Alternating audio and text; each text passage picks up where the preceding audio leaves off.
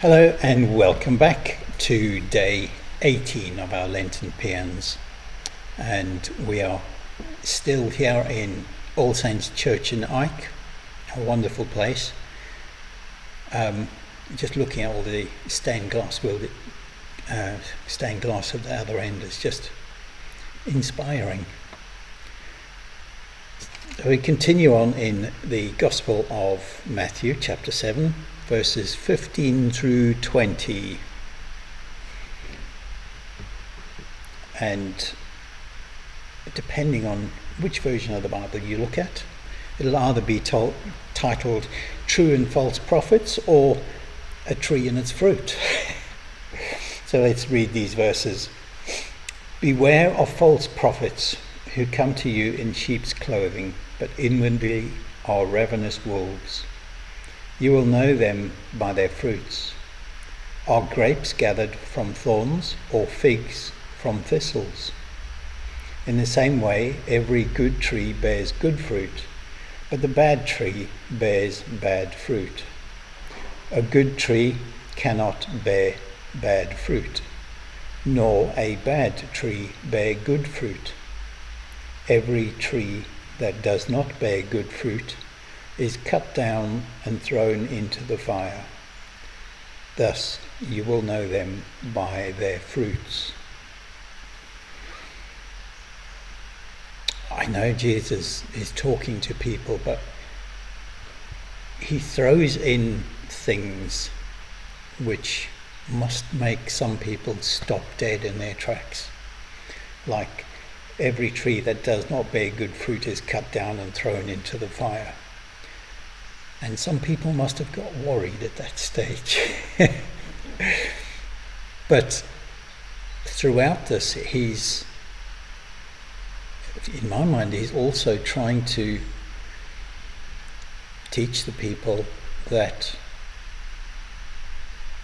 whatever is in your heart, whatever you are living with, is going to come out. And we've got to be aware of what is in our hearts.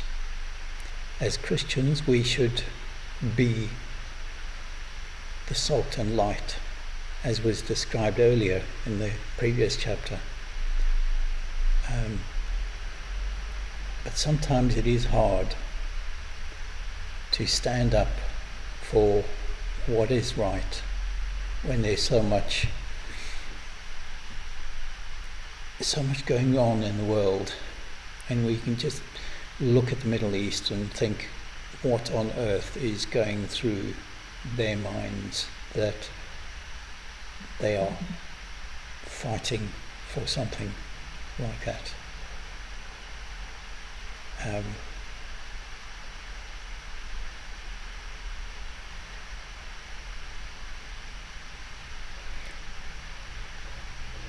So who do you trust? Who do you follow? I think the following verses actually talk more on that.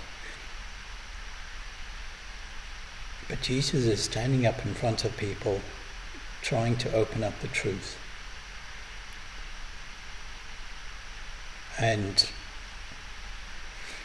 some of the people must be a bit confused, maybe, because they'd been brought up in this religion where all the rules as set down by Moses had to be followed, even if they had changed them to suit themselves.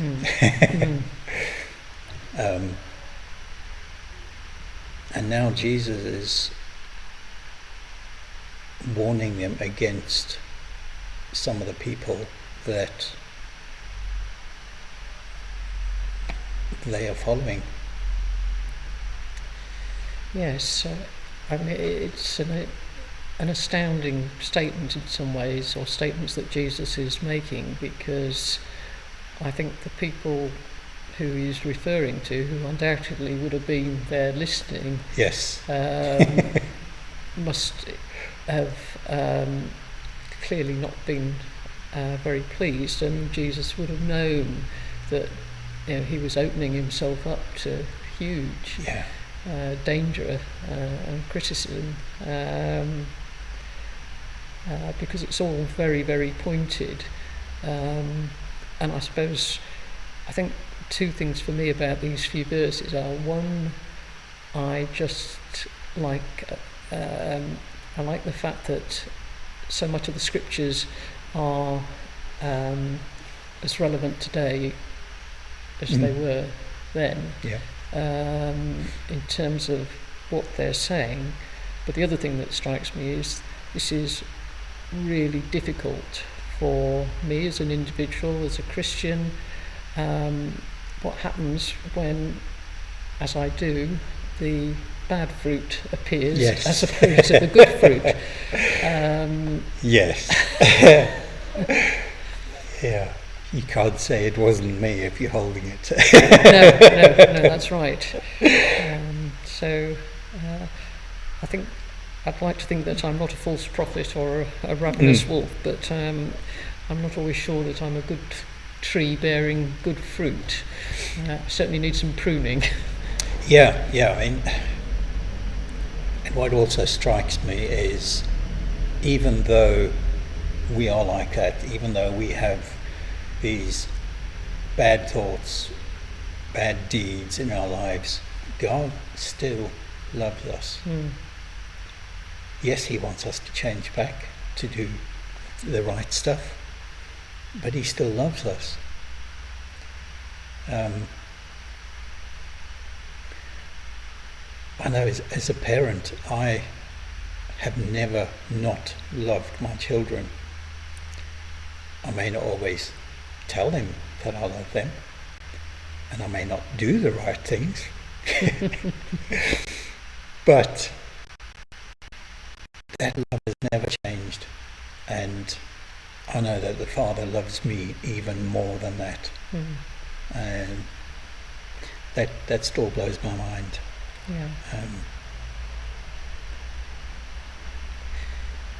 And I do think these verses are incredibly challenging for the church as a whole as well. Because people on the outside will look at the church and they will perhaps have certain expectations of what the church as a whole should look like and what it should be doing. And sadly, I don't think we live as a community, we live up to those ideals. No.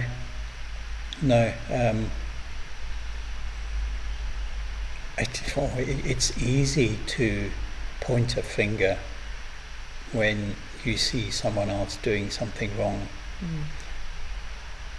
but you don't always catch it when you do something wrong until afterwards. I'm a great one for that. Trying to stick up for the down and outs, trying to stick up for everyone, and then doing something out of character. And most of the time nowadays, most of the time I catch myself and I've got to backtrack quickly, because I realise what's going on. I realise that my mind has been caught up in a conversation and is just saying words that don't come from the heart anymore. I think a lot of this was Jesus trying to get people to say, or to be honest with themselves, with others, and, as you say, be a church community, and live it for him, not for us, for him. And in fact, earlier on in this particular chapter, of course, he talks about taking the log out of your own eye before you take the speck out of somebody else's. And there's a song about that.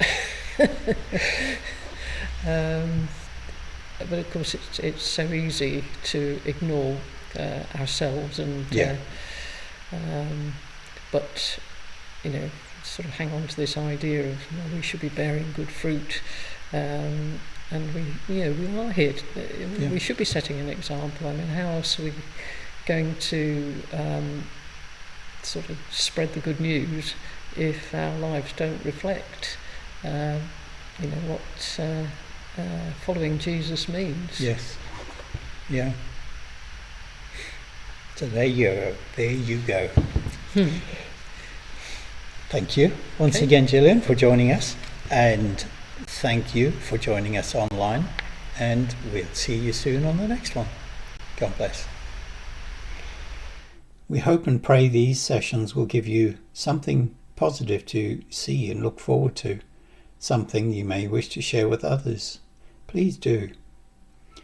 You can see this series unfold on our YouTube channel at St. Felix, Rendlesham, and by visiting our church website, rendleshamchurch.org.